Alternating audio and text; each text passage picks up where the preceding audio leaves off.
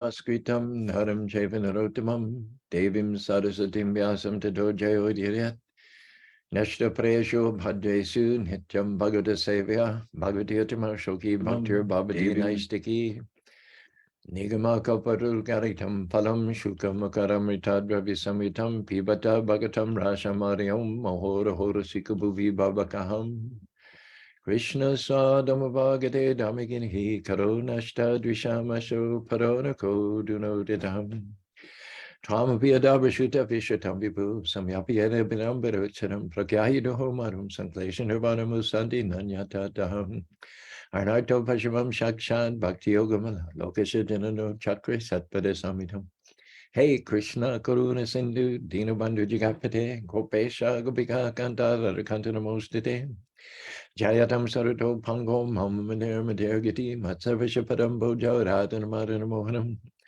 Seaman Rasarasaram Bham Sivan and Karsan Finishan Ubagyo Gopanata Sri Siram Divyad Brindaranya Kalpadrumada Srimad Ratnagada Shima Shanishto Sri Sri Radha Shila Govana Prashadavi Sevi Manushmarami Namo Brahmanya Devaya Go Brahmanya Taya Chajigarete Krishnaya Govinaya Namo Namaha Mangalang Bhagavan Vishnu, Mangalam Gurura Dvija, Mangalam Paradikaksho, Mangarayatano Hari, Om Narayanaya Vidmahi Vasudevaya Dhimahi Tano Vishnu Prachodhyate, Om Mahadevi Chavidni Vishnu Patni Chadimahi Tano Lakshmi Prachodhyate, Mahalakshmi Namastubhyam Saraswati Hari Pare Namastubhyam Namastyum Tapti Kanchana Govanagi Radha Vrindavaneshwari Vishavanu Sute Devi Pranamani Hari Prem Nama Om Vishnu Padaya Krishna Pastaya Bhutale Srimati Bhaktivedanta Swami Tinamanam State Saraswati Devi Guruvani Pachani Nivashes Sanivadi Paskadadi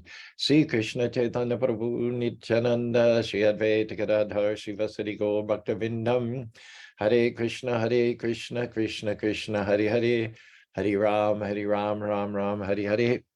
Welcome. Transcendental Tuesday. I've numbered this as segment number 41, although I have no idea actually how many segments our record in the story of Ajamil and Durvasa Muni was 45. So we're getting close. We're getting close to surpassing the record. We're nowhere near done with the treasure house of information, which the story of Gajendra supplies us regarding devotional service. Today we've entitled our discussion Imitator Chanters. We're reading about Trikuta Mountain, a heavenly planet, which is situated in a heavenly planet. The descriptions of the mountain and the ocean of milk, which is lapping the base of the mountain, producing emeralds. And particularly varieties of demigods, Vidyadharas, Charanadhas, Apsaras, all combining together, blending their skills to glorify the Supreme Personality of Godhead. And included in this symphonic harmony are many of the demigods who play musical instruments. Singing is there, dancing is there, but there's also a lot of expertise, musical instrument, particularly the Veena. Both Narada Muni is described as playing the Veena or the Tambala. Saraswati is always pictured with the Veena, the musical instrument. Shiva has his tambaru drum. Prabhupada encouraged his disciples to learn musical instruments, particularly the Madanga drum, which is a drum specifically formulated to hang around your neck, and you can stand up and dance and sing and move back and forth while simultaneously playing the drum and singing. It's like a tabla. Tabla has a bass drum and a treble drum. They're separate. Yeah, and you only can play them sitting on the floor. And I've never heard anybody play the tablas and sing at the same time. But you take those two parts of the tabla drum and you merge them, you put a strap, you hang that drum around your neck, and then you can not only play various beats, but you can sing and you can dance at the same time. But this drum was specifically formulated for the Sankirtan movement. It's called Nagar Sankirtan. Nagar means snake. Snake moves in a crooked way. So as the devotees 500 years ago in Bengal, and even to this day in modern European, American, South American, Asian, and African cities, devotees will move through the crowds. For instance, Oxford Street is the busiest street in the world in London. Devotees have been going out for 2-3 hours a day, chanting on Oxford Street for close on now to 50 years. So the pedestrian traffic is so thick, the devotees may have to maneuver their way to avoid bumping into ongoing traffic. So that's where the Sankirtan, Nagar Sang, gets its movement. It kind of goes back and forth.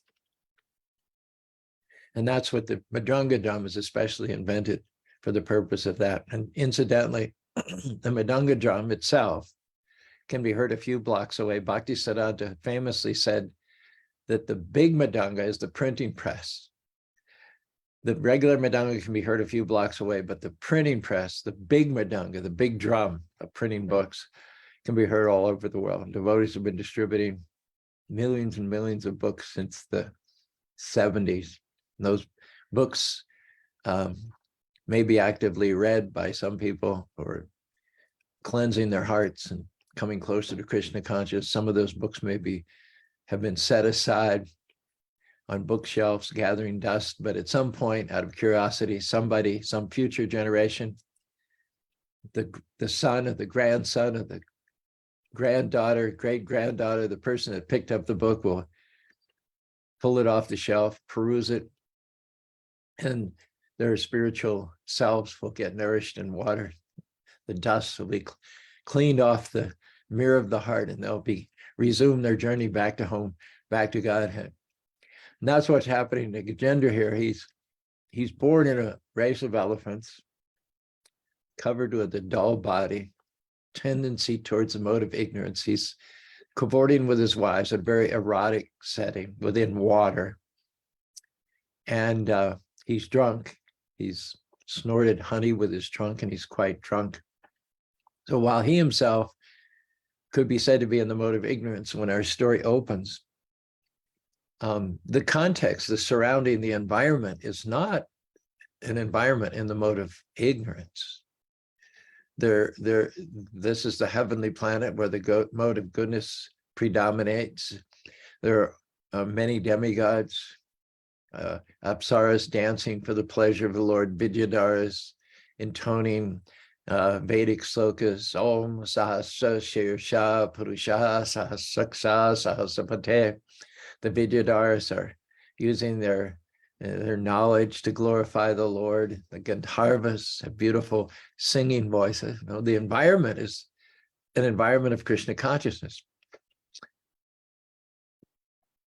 And perhaps at the same time, while all this is going on in the heavenly planets, you drop down to the Earth planet, which is lower than the heavenly planets, higher than the hellish, but lower than the heavenly, in the middle, and you might very well have Kali Yuga.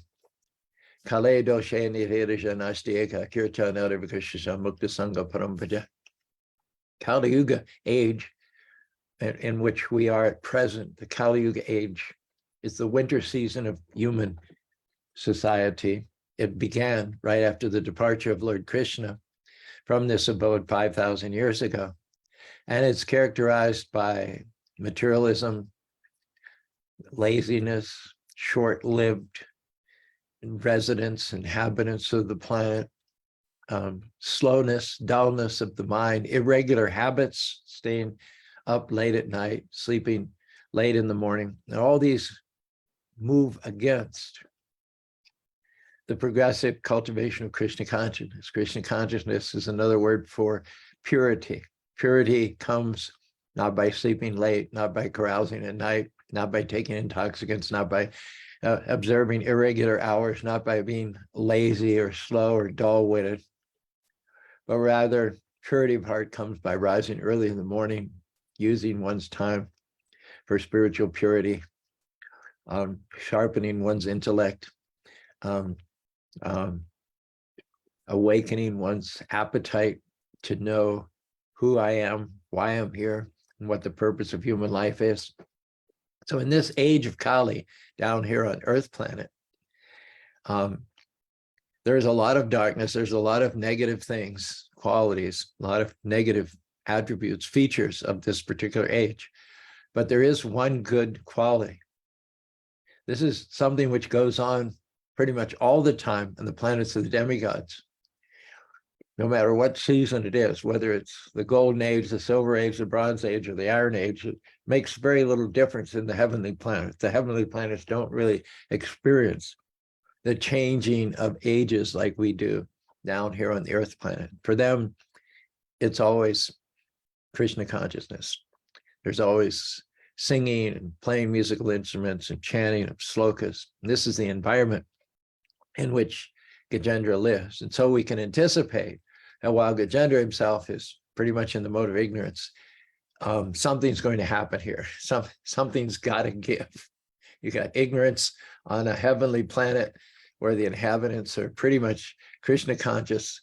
And so we figure that sooner or later, Gajendra is going to come to the level of Krishna consciousness, just that it's going to take a life-threatening situation in order to trigger that. But the environment itself appears to be quite conducive to glorifying and honoring the Lord. Whereas you drop down, astronomically speaking, to the Earth planet at the very same time that the glorification of the Lord is ongoing and continuous in the heavenly planets, it's at a stop. It's almost non-existent in this particular Kali Yuga season on the Earth planet. However, Lord Chaitanya Mahaprabhu came. Krishna Bharati Thakaram Shanga Bharyaga Sankaram Yajanti Pisha Medisha. It's actually predicted in the Bhagavatam, 12th canto, I believe, that Krishna, he's left the planet in his blackish form 5,000 years ago.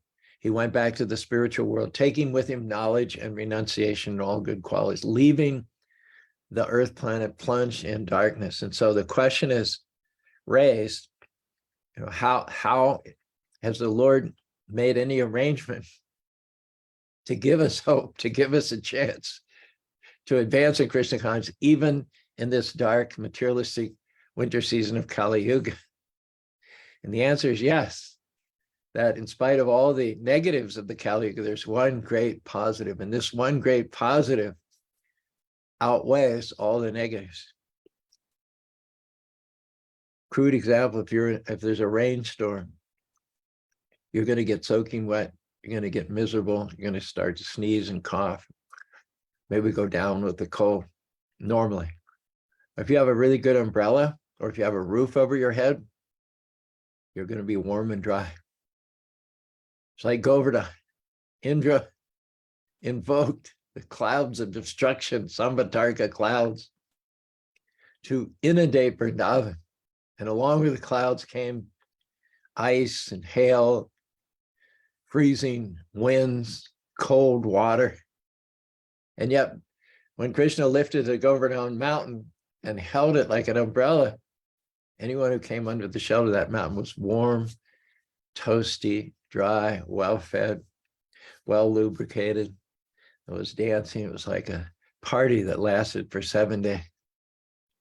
So if you have the shelter of the holy name of the Lord, Hare Krishna, Krishna Krishna, Hare Hare, Hare Rama, Rama Rama, Hare Hare, it really doesn't matter what storms are pounding around you. You have adequate shelter and protection in the form of the holy name. That whenever or wherever the chanting of the holy name goes on, Krishna is very pleased. There's a smile on his face. He brings his lazy boy and his refreshments. He doesn't just come and stand in the area. Someone who's standing in the area means they're mildly curious. They're just checking it out, but they don't want to invest in the time. When you sit down, it's a signal that you're going to stay for some time, that you're satisfied. Generally speaking, if If there's a musical performance in public, people will stand, but they won't sit because they're moving along. They want to go from one performance to another. They want to have different experiences. They're not settled in one place. Krishna doesn't say that he comes and stands where devotees are chanting his holy name. He says he sits there, he lives there. Aham tishtanti vaikate yoginam yuju yata garanti madbhakta nata tishtami nara. I'm not in the kingdom of God, Krishna says, for dramatic effect. I'm not in the hearts of the yogis, Krishna says, for dramatic effect. For dramatic effect, he says, wherever 2 or 3 are chanting my name, I come and I sit there. And I make myself comfortable. And I reside there. And I do not depart. As long as the chanting of the holy name goes on, I remain in that place. And we needn't be intimidated or discouraged or feel downtrodden by all the dark things, the stormy circumstances of this current age. Because as long as we have the shelter, Maya Sikta Manaparta Yogam and Samsam Samaga Yata Jignashashi Tanshnu.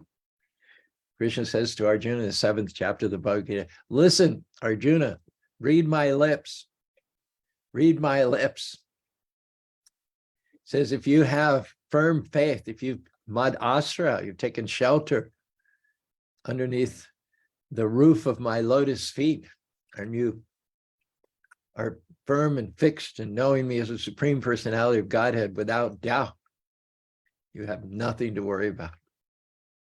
You have nothing. All the forces of darkness cannot lay a finger on those who are engaged, congregation and chanting the holy names of the Lord. What to speak of those who are seriously chanting, of those who are chanting with intention, following in the footsteps of Lord Chaitanya Mahaprabhu.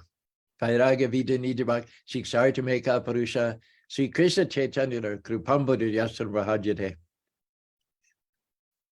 Krishna promised that he would come again in the age of Kali, not in his original color of Sham, the blackish blue color, but he would come in some other color, Akrishna, a non-black color. And his business would be chanting the holy names of the Lord. He would be joined by those of good brain substance. In previous ages, Krishna came in the warrior class and generally employed a weapon. As Ram, he employed the bow and arrows. Parasuram, he employed the axe. As Varaha, he employed his mace. Krishna used all kinds of different weapons. Vishnu. But in the age of Kali Yuga, the Lord comes as Lord Chaitanya.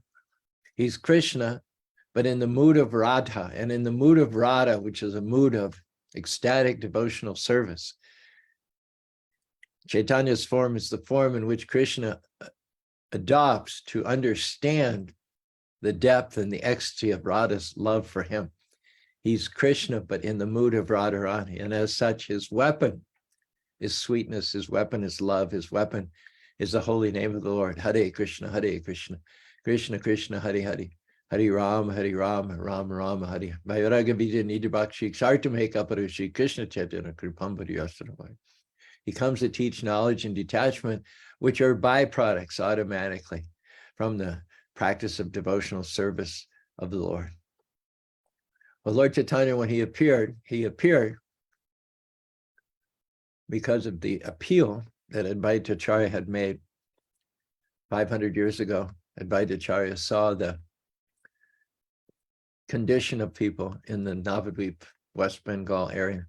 There's a lot of voidism, a lot of impersonalism. Hardly anybody worshiped Lord Krishna as a supreme personality of Godhead, at least the so-called leaders of society, the big animals, the dogs, hogs, camels, and asses were all impersonalists. Generally people on the grassroots level, they always worship Krishna in their homes. They have little deities they chant. It's the most natural thing in the world to think of God as a person and to think of yourself as a part and parcel of the Lord. But once one gets pretentious,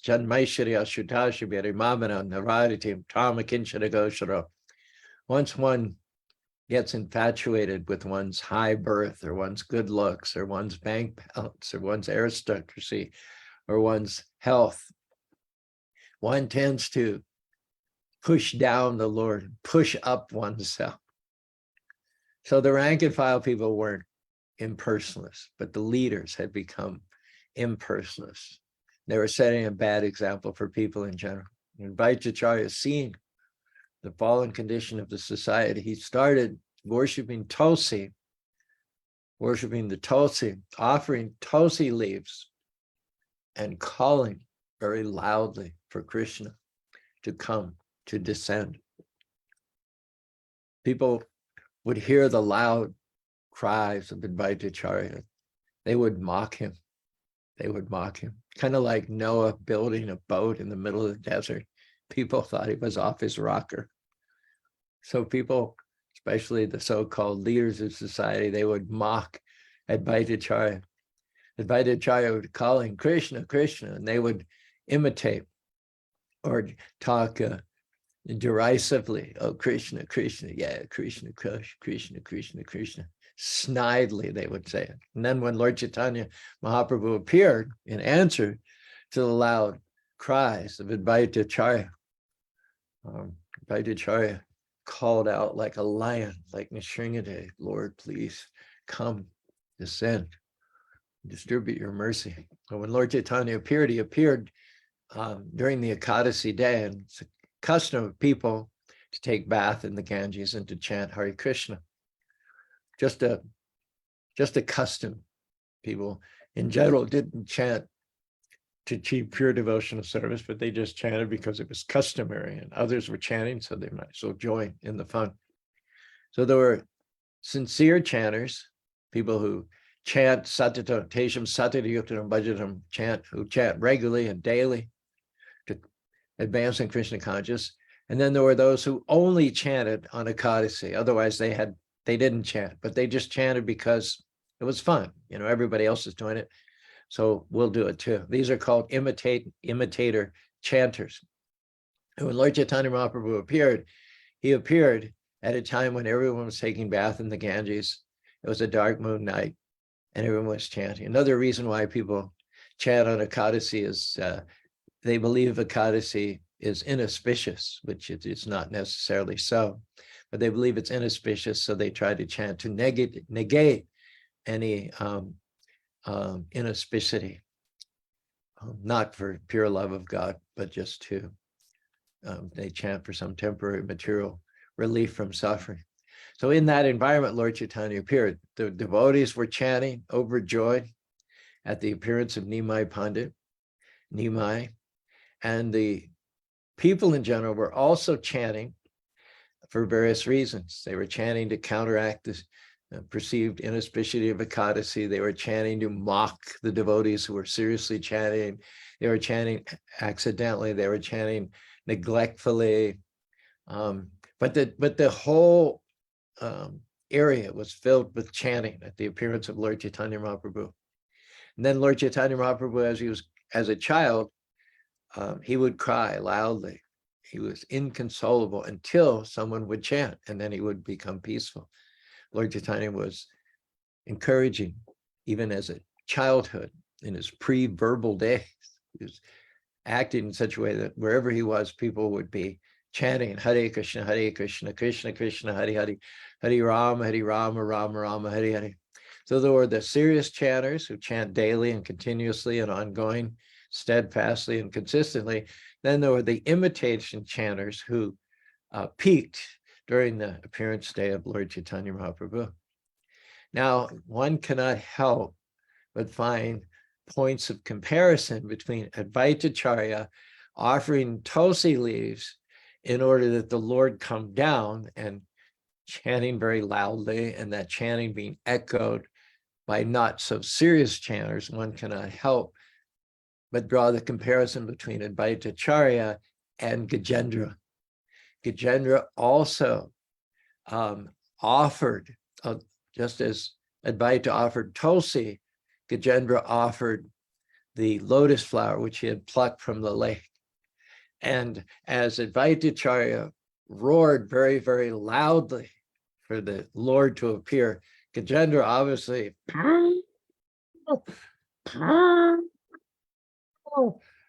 the roar of the elephant is even greater than that of the lion. It challenges the roar of the lion. In fact, just as there were imitator chanters when Advaita was roaring, there were lions who were roaring as a reaction to Gajendra's roaring.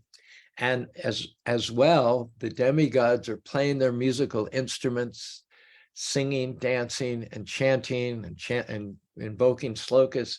The whole effect of that was a great, great roar. Something was happening. This is a combined drum roll as a prelude to the Lord's coming down on Garuda, shearing the head of the crocodile from his body, delivering Gajendra. So as Advaita and Lord Chaitanya had their imitator chanters, there were the lions in the Gajendra pastime were roaring, because when they heard the roaring of Gajendra and the roaring of the demigods, all directed towards honoring Krishna, they thought that it was some other lions who had come into their territory and were challenging them.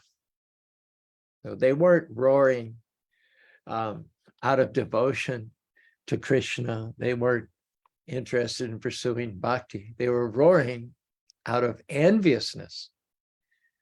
Their category of chanting was a category of enviousness, thinking that there were other lions who were coming to infringe upon their territory. And yet we're told in the Bhagavatam in many ways, shapes, and forms, that even less than sincere, attentive chanting cleanses the heart. It propels the chanter further along a devotional path, removes dust and dirt and muck from the heart. Example is Ajamil. Ajamil, as you know, did not practice bhakti throughout most of his life.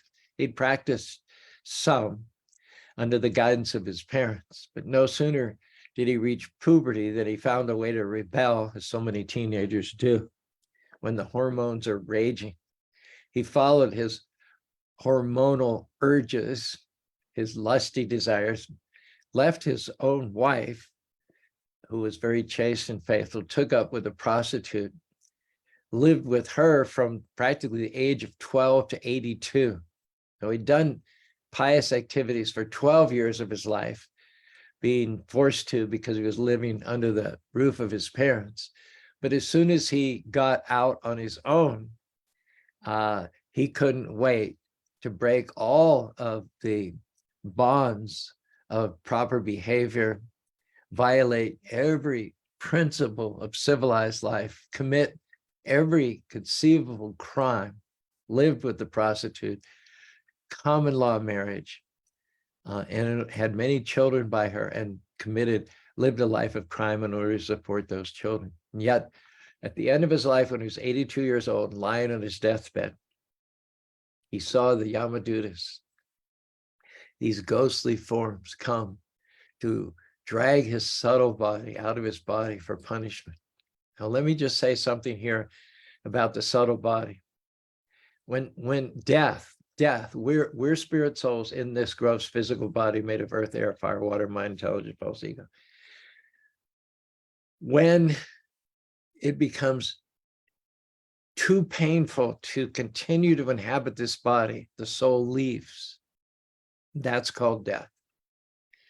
You know, we experience illness, we experience broken arms and broken bones, we experience all kinds of pains in this life, but none of them takes us to the point where we no longer want to be in this body.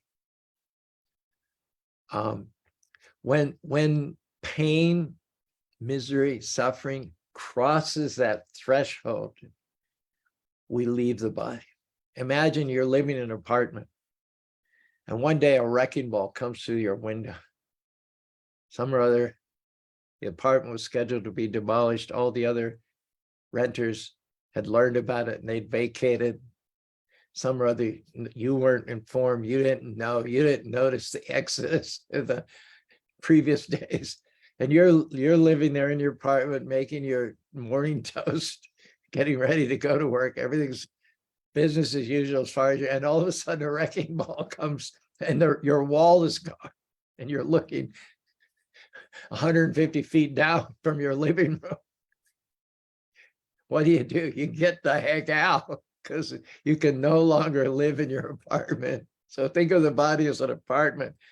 And death occurs when there's some irrevocable damage, some vital organ, some accident, some violent accident, some disease, which attacks your apartment and causes it to be no longer habitable. That's what happens when death comes. You may have committed so many sins, so many crimes in your life. And you may rationalize this by thinking, well, yeah, maybe at the time of death, I will have to suffer because of my crimes. But I've lived a long life, 80 years. I've cheated, robbed, taken more than what was my due share. I've exploited others. So it's worth it. You know, I'm willing to pay the price of a miserable death for a life of sense gratification. But what that person doesn't realize is that when the subtle body leaves this body, or rather when the subtle body of a sinful person is dragged out of this body by the Yamadutas, the pain that you experience leaving this one physical body is not the end. It's the beginning. Why is that? Because you can't leave the subtle body. When the physical body becomes too overburdened, becomes dysfunctional, the subtle body, carrying the soul like the wind carries an aroma, leaves the physical body. It quits the apartment, so to speak.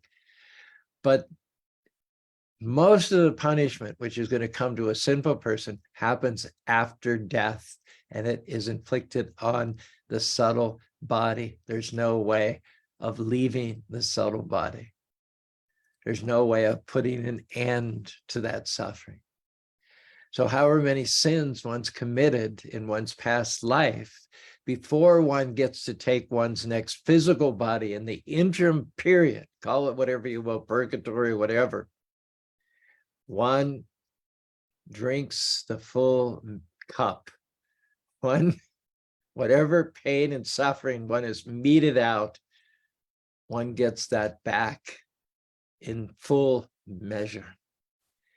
And there's no way to stop it. There's no way to opt out, because you cannot die in the subtle body. The only way to get rid of the subtle body is to purify, is to grow, to strengthen, to nourish the spiritual self in such a way that the subtle body gradually withers and dies. One elderly Cherokee chief was teaching his grandson. He taught him what he thought was the most important lesson that he could pass down. He told his grandson, within each of us, there's two wolves. There's the white wolf who likes truth and consideration and kindness and compassion and honesty and integrity and God. And there's the dark wolf who likes dishonesty, cheating, ego, selfishness, cruelty. And the little grandson listening to this, wide-eyed, said, and the Cherokee chief said, these two wolves are always fighting within each and every person, the white wolf and the dark. The little boy says, well, who wins, Grandpa? And his answer is the one you feed. If you feed the white wolf, starve the dark wolf, the white wolf will win. If you feed the dark wolf and starve the white wolf, the dark wolf will win. The only way to get rid of your subtle body is to feed the white wolf and starve the dark. You can starve the subtle body out, but it's a gradual process. Hare Krishna, Krishna Krishna, Hare Hare, Hare Ram. Tejam evanu kampada hamangaram nishyamyam. Gana Bhishana, Krishna says, I'm seated within the heart of every living being. And with the shining torchlight of knowledge, I dissolve the darkness of ignorance.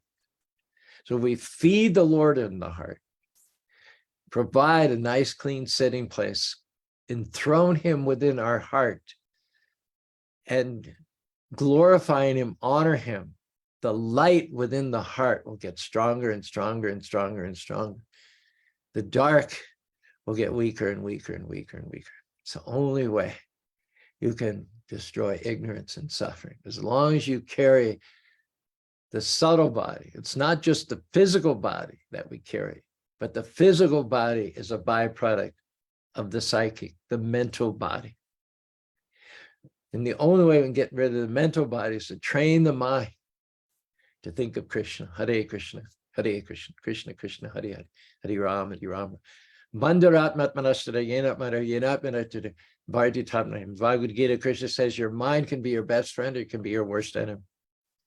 If you feed it and consistently chant the names of the Lord, associate with devotees, discuss Srimad Bhagavatam, do kirtan, learn to play musical instruments, learn to sing kirtan. Lord knows in Utah we need more good chanters and good drum players and good kartal players. We haven't got enough of them. I visit these other temples to do the color fest. I'll usually go on a Friday, the color fest will be Saturday, and then I'll stay and give the Sunday feast lecture on Sunday. And there are so many young people who are expert singers and chanters and Madanga players. In Calgary in June, Sunday I gave the talk and they had arti. Prasadam was served out downstairs. And a kirtan, a spontaneous kirtan, started upstairs with some of the third and fourth generation kids. Oh my gosh, I was drawn by the sweet sound coming from the temple room upstairs, finished my prasadam, went up there and just sat mesmerized. I thought, oh, if we can only have some chanters like that in Utah. We have one or two bright lights, of course, everybody knows who they are. But, you know, in this temple room in Calgary, it wasn't a big temple. One person would chant for 5 or 10 minutes, and then it would go to another person, and then it would go to another person. They were just kind of passing the lead around, and every single one, there were at least 10 world-class singers, vocalists, and 5 or 6 expert madongas. So I thought, if only we could have some like that. So everybody who's listening, please practice in your home, on the harmonium, on the madanga, on the kartals. Go to YouTube. There are many teachers on YouTube who can show you how to play the madanga, how to play the kartals, how to play the harmonium, how to sing. Prabhupada encouraged devotees to learn, to cultivate the singing, the dancing, the practicing of musical instruments. The Lord knows we could take the Utah mission to the next level if we had more people who invested more time in this way. I've said everything I need to say. But it's also important to note that even if you're not a serious chanter, if you're not a serious practitioner, still there's a benefit for you.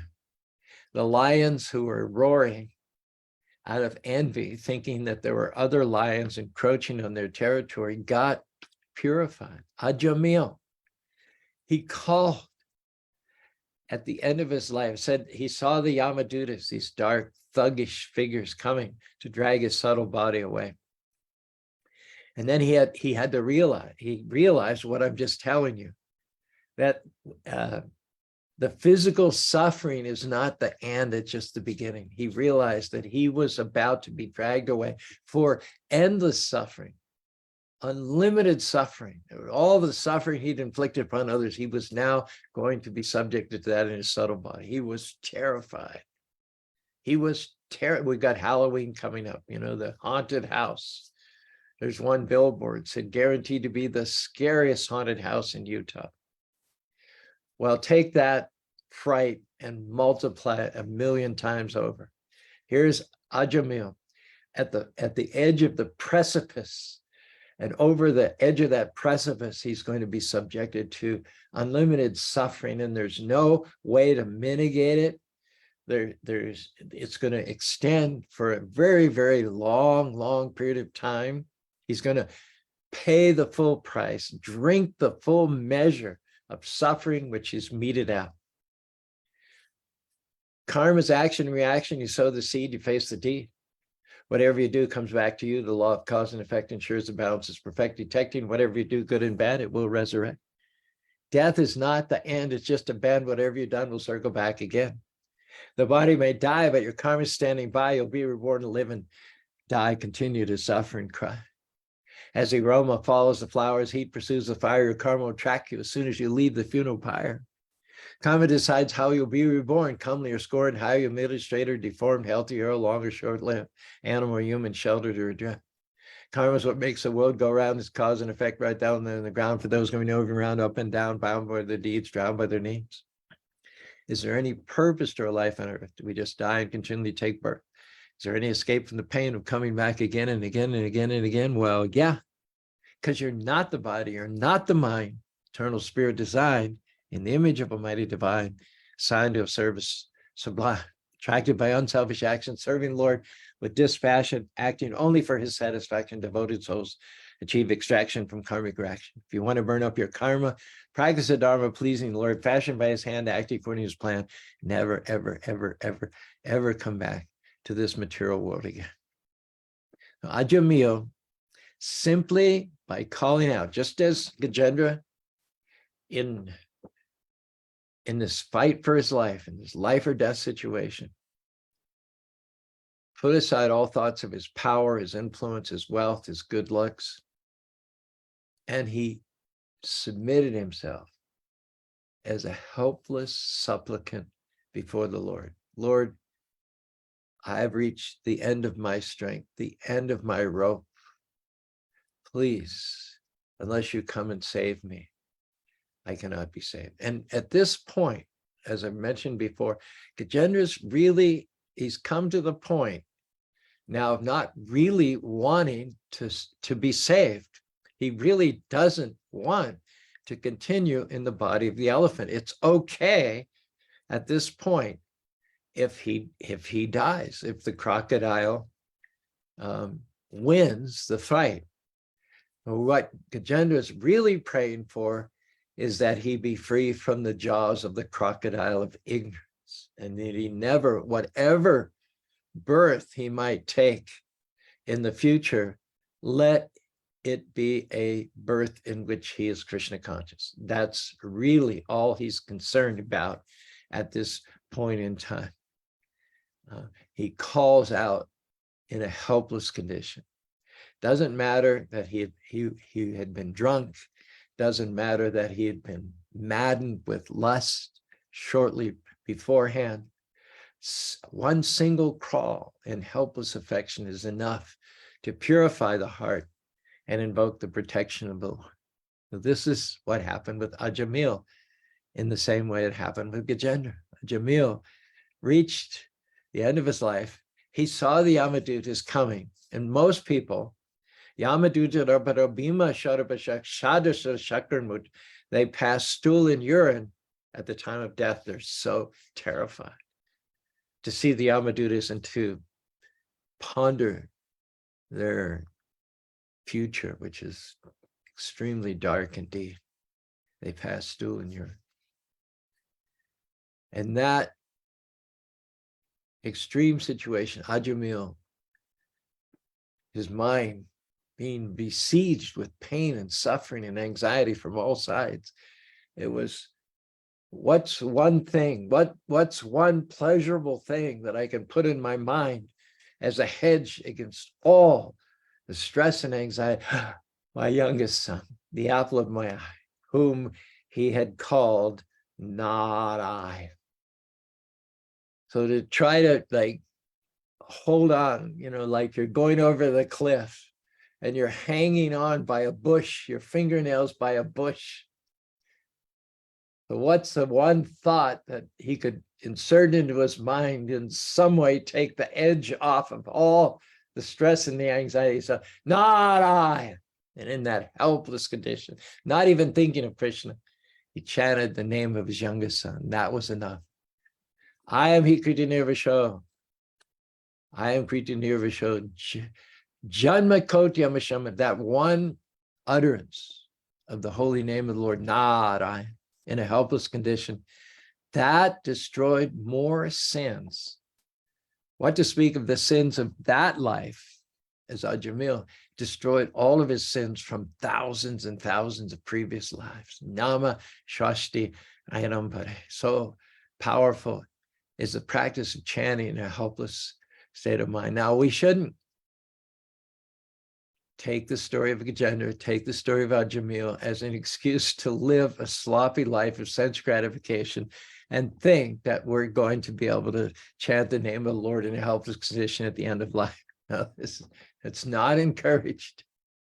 These are special circumstances. In fact, Gajendra specifically was a great devotee in his previous life. He's named Indradumna. And what happened to him was by way of instructing us. Gajendra is teaching us a lesson by appearing to have taken birth in ignorance, appearing to have been drunk and intoxicated, appearing to have forgotten the Lord. But actually, the whole pastime is the Lord's arrangement. The Lord is putting him in that ignorance so that he can then bring him out of it in such a way as to impress upon us the lesson. What's the lesson? You've completely misunderstood it if you think the lesson is that you can live an irresponsible life of sense gratification and think of the Lord at the time of death. You will not. You're not a Gajendra. You are not an Indradumna in your previous life. Forget it. That's not the lesson. The lesson is now, while you have your senses, and before you commit any more sinful, Tajma Paraivashya Papa Nishkito. Before you commit any more sins, you need to start the process of atonement right now.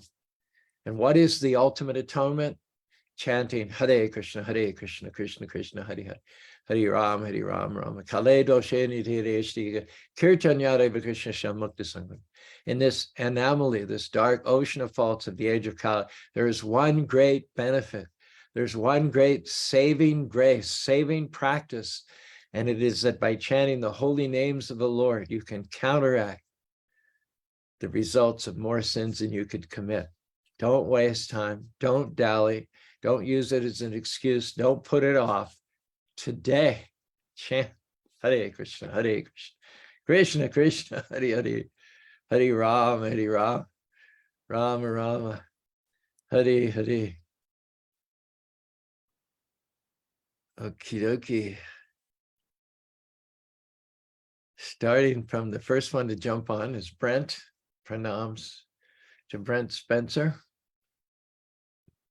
It's funny because my Bobby and I are going to be gone the weekend of October 12th to the 15th to Houston for a leadership conference. So I asked Brent, who's my normal stand-in, if he could give the lecture on that day. And he said he'll be in Washington, D.C.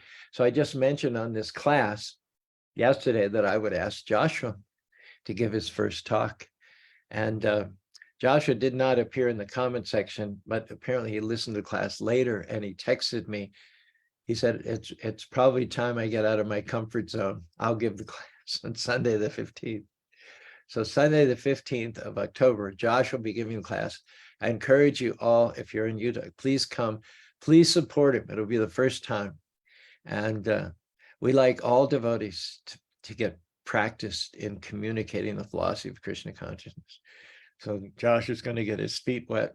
And I hope the crocodile of criticism does not grab onto his leg, but rather you are all there to encourage him and to support him. So thanks for jumping on, Brent.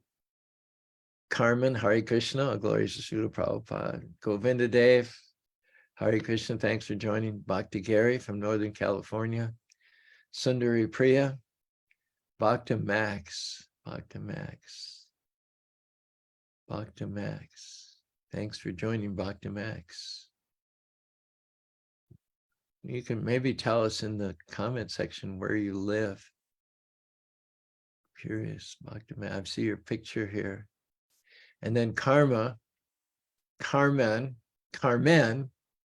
she says, the last breath at death is not the breadth of one's worth. Karma huddled in the subtle defines the Dharma's future struggle. There's some very sophisticated rhyming going on there. Did you hear that, Rob? I'll repeat it once more. The last breath at I read this to Rob because Rob's not on Facebook. Otherwise, he could just read them himself. The last breath at death is not the breadth of one's worth. Karma huddled in the subtle defines Dharma's future struggle. That's deep.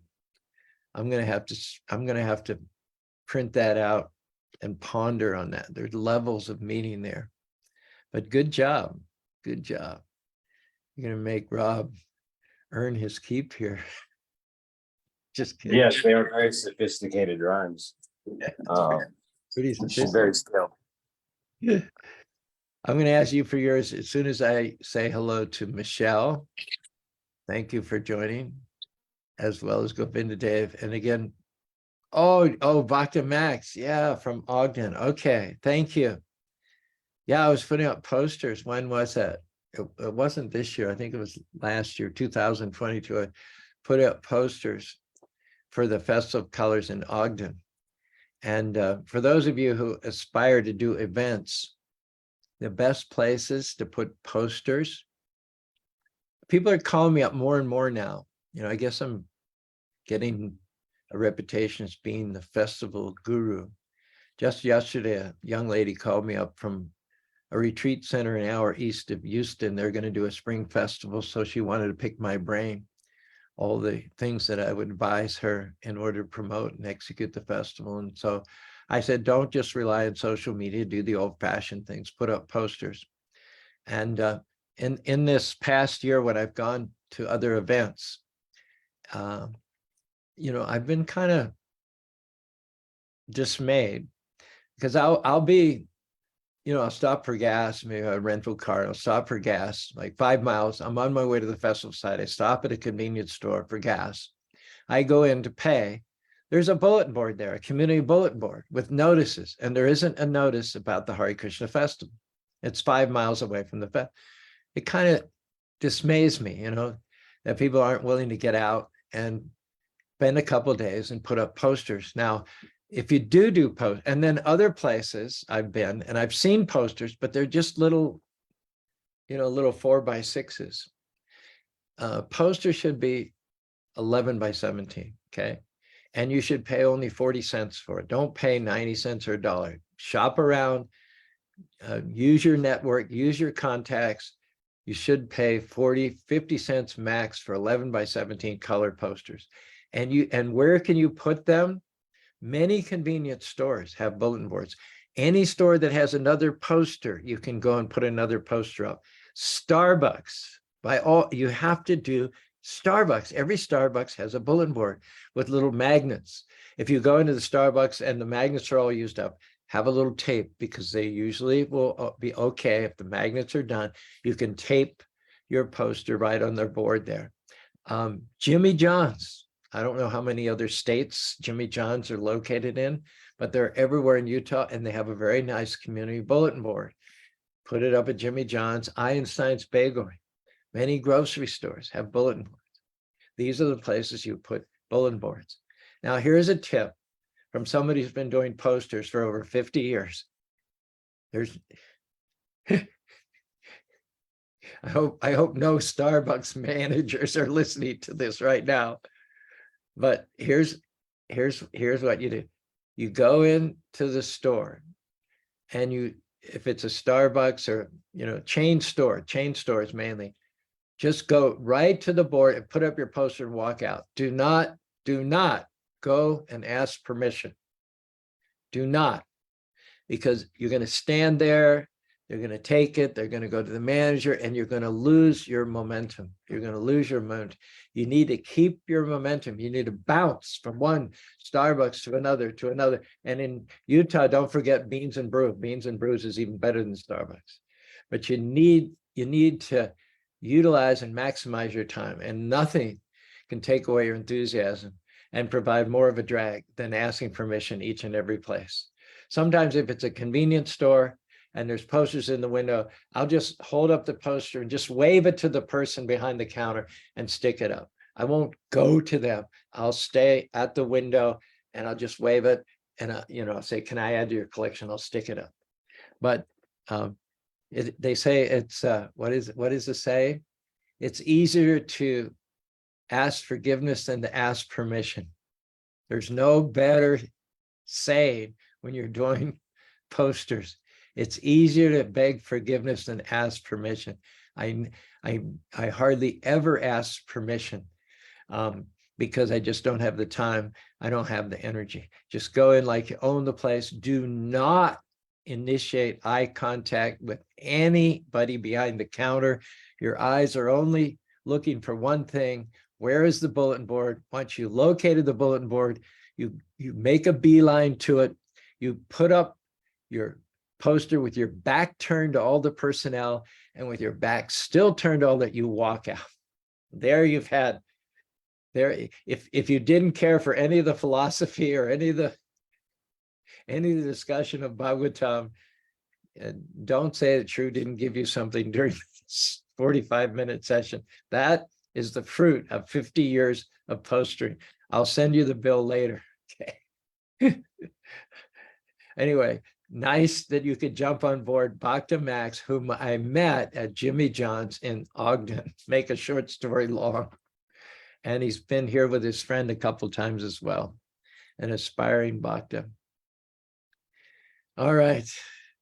Now, the best for last. Rav, sock it to us.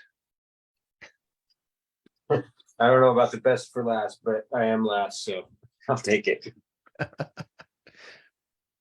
All right.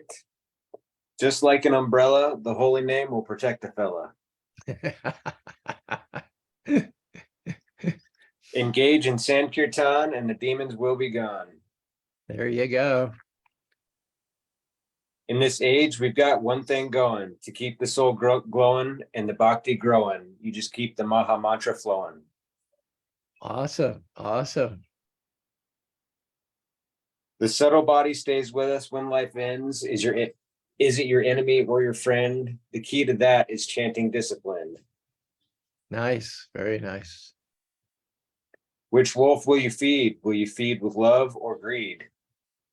Good. Good. Be of service to the name and you've got a leg up on the game. Will you take a chance that you will call out once in desperate affection for your spiritual perfection? Or live life in the direction of bhakti perfection? Wow. The sheer quantity today is amazing. I don't even know how you put all this together during a short 45 minutes time. Chanting counteracts more sins than I can commit. Yeah. That, Prabhu, is totally legit. Wow, you are prolific today, Rob. Wow. It's all Krishna's grace and your wisdom relayed through Zoom. So thank you. Well, thank you and Carmen both for taking this kind of initiative. Anyone else is also encouraged. It just adds an extra little bit of fun to our get-togethers here on Motivational Monday, Transcendental Tuesday, and we will see you tomorrow for Wisdom Wednesday. Hare Krishna, Krishna Krishna, Hare Hare, Hare Ram, Rama Rama, Hare.